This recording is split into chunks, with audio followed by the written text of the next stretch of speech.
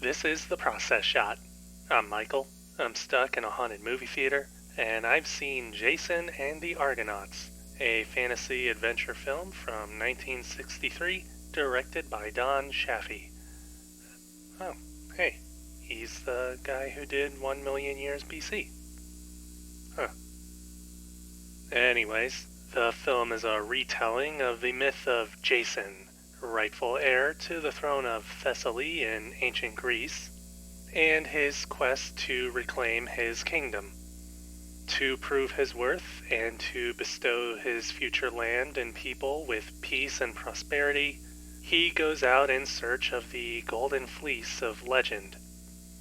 With a crew of athletes from across the country, a boat named the Argo, and the blessings of the goddess Hera, he sets off for the other ends of the world, encountering living statues, flying harpies, a god of the sea, and several other surprises.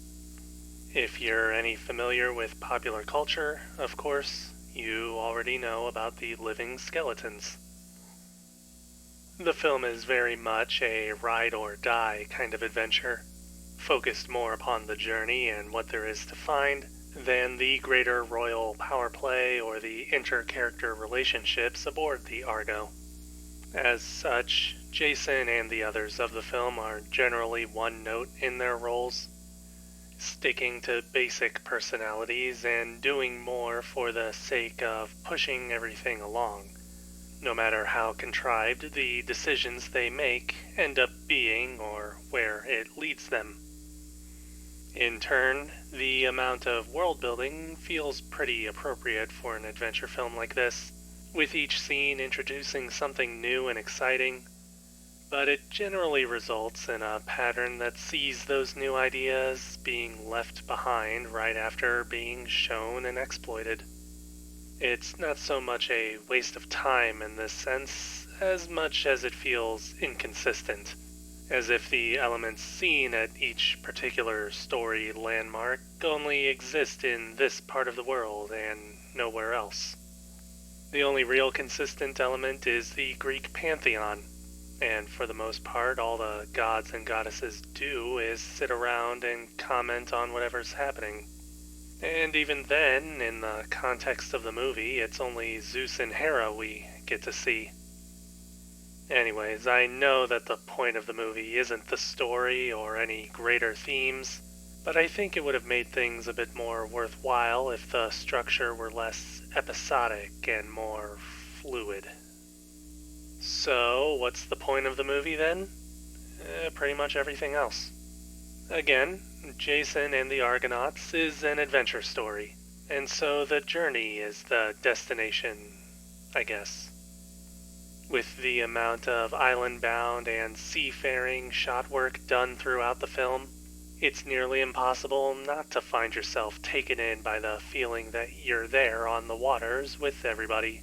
A feeling bolstered by the film's rather grand score and soundtrack that hits on that vibe of an epic saga without being distracting. Scenes are cut rather well between wide shots on location and close-ups taking place on a soundstage, not completely seamlessly, but with a clear amount of effort and creative drive that blend the differences together. It's a creative drive that really hits hard with the film's major selling point, the special effects, developed by the legendary Ray Harryhausen. The stop-motion figures that appear in these scenes are rather obvious, but they still move with a fluidity and a feeling of weight behind them that makes their presence feel real, which in itself is helped out by how well the figures interact with the film's real-life elements, and vice versa. It's not so much about how much you believe that the effects are real, but how much the characters themselves believe in them. It's pretty easy to see why this film and its effects have been considered an influence for other artists in the decades afterwards, but that may also be because there isn't much else to take away from the movie.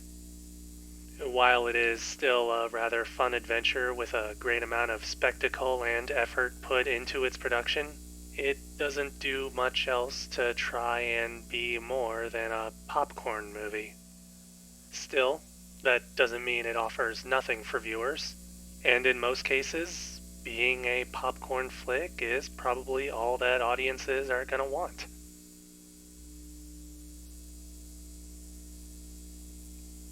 Jason and the Argonauts, Don Chaffey, 1963.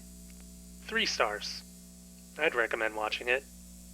It almost feels made for rainy Saturday mornings where you've got nothing better to do.